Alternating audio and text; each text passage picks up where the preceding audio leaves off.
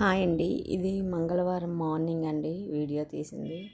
మంగళవారం మార్నింగ్ వంట అవన్నీ చేశాను. వంట అవన్నీ చేసి పిల్లలకి, మా హస్బెండ్‌కి, మా మేనల్లుడికి అందరికీ బాక్సులు కట్టేసి నేను వాళ్ళ స్కూల్‌కి, కాలేజీలకి అలాగే మా హస్బెండ్ వర్క్‌కి వెళ్ళిపోయిన తర్వాత నేను వాషింగ్ మిషన్‌లో బట్టలేసానండి. ఏసి మేడ మీద ఆరబెట్టుకుంటున్నాను.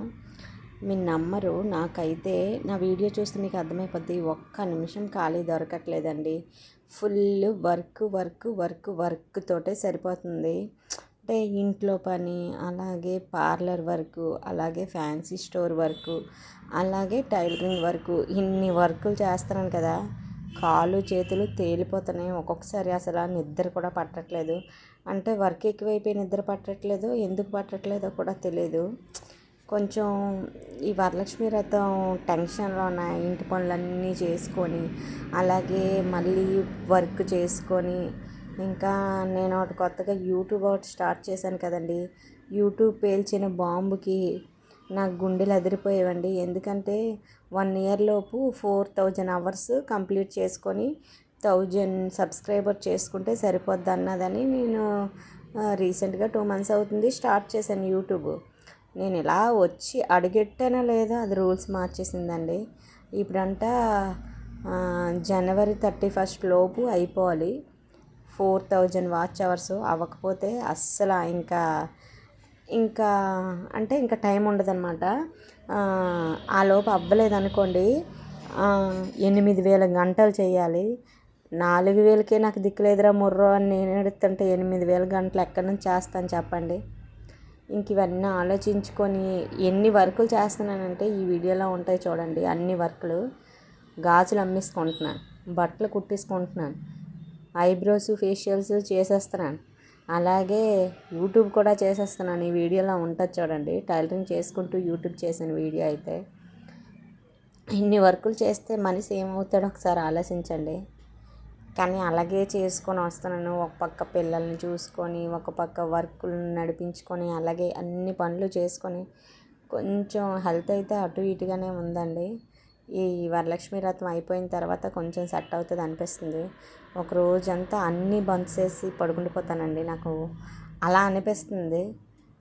వరలక్ష్మి వ్రతం అయిపోయిన తర్వాత ఎప్పుడో ఒక రోజు మట్టుగా ఫుల్గా స్టోర్ కూడా ఓపెన్ చేయను, ఫ్యాన్సీ స్టోర్ ఓపెన్ చేయను, అలాగే పార్లర్ కూడా ఓపెన్ చేయకుండా చక్కగా పడుకొని ఫుల్గా గ్లామర్ పెంచుకొని అప్పుడు వస్తానండి.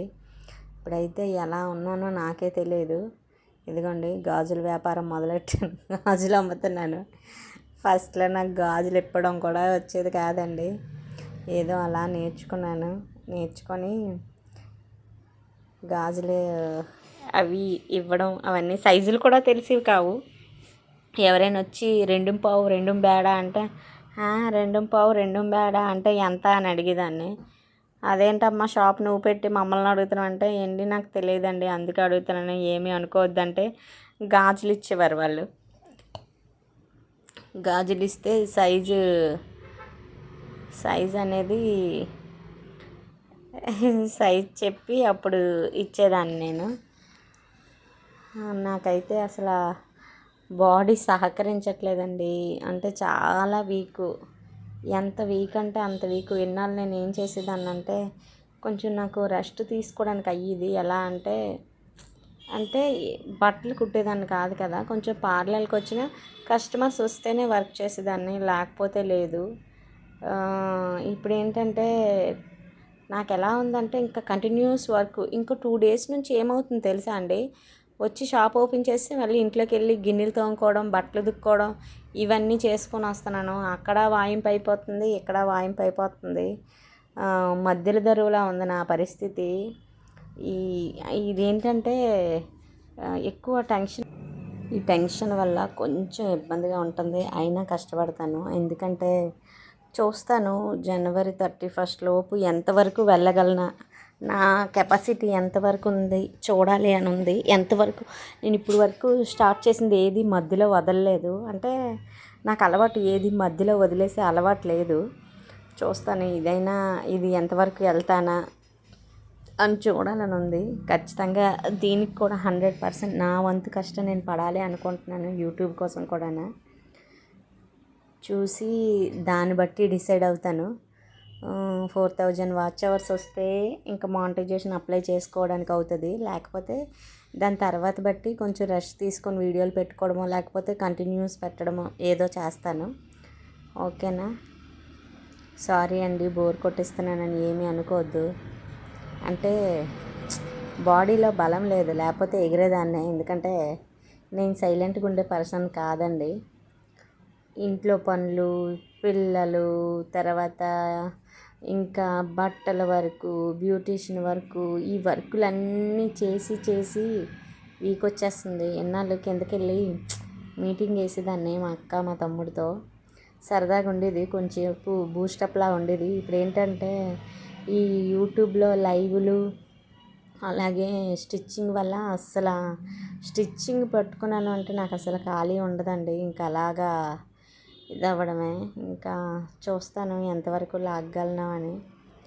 అయితే చూడండి, మంగళవారం మా ఇంట్లో ఉల్లిపాయలు ఎల్లుల్లిపాయలు అవి వేసి తినాం. మా హస్బెండ్ కోసం నేను పప్పు గోంగూర అవి నేను మార్నింగే వండి కట్టేసానండి. మా హస్బెండ్ ఏమో క్యారేజ్ మర్చిపోయి వెళ్ళిపోయారు. అలా ఉంటుంది ఆయనతోటి. ఈ తలనొప్పులు ఒకటంటే ఇంకా ఆయన తినలేదనే టెన్షన్ ఒకవైపు నాకు అలా ఉండింది. ఇంకా ఇలా చేసుకుంటున్నానండి వర్క్లన్నీ. నాకు కొంచెం ప్లీజ్ లైక్ ఇవ్వండి, ఏమీ అనుకోకన్నా. అసలు నాకు ఎవరికి ఏది అడగడం ఇష్టం ఉండదు. లాస్ట్కి యూట్యూబ్లో అడుక్కోవాల్సి వస్తుంది, లైక్ ఇవ్వండి, సబ్స్క్రైబ్ చేయండి ప్లీజ్ అని.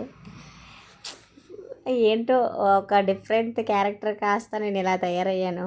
నేను ఇంకొక విషయం కూడా చెప్పాలండి. నాకు సెల్ఫీలు కానీ ఫోటోలు కానీ వీడియోలు కానీ తీసుకునే అలవాట్లేదు. ఇప్పుడు ఏ చిన్న దగ్గరికి వెళ్ళినా వీడియో తీయాల్సి వస్తుంది, లేకపోతే అడ్డంగో నిలువుగో ఎలాగొక్కలాగా వీడియో తీయాలి అనిపిస్తుంది.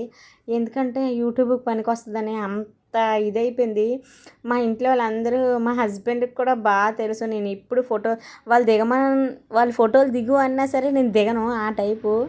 అలాంటిది మీరు నమ్మరు, ఎన్ని విన్యాసాలు చేస్తున్నానంటే కోతికి కొబ్బరి చెప్ప దొరికినట్టు అయింది నా సిచ్యువేషను. ఇప్పుడు ఏంటంటే ప్రతీదీ ఒక చిన్న గుడ్డ మొక్కను కూడా నేను ఫోటో వీడియో తీసుకోవాల్సి వస్తుంది. దానివల్ల ఇబ్బంది అవుతుంది.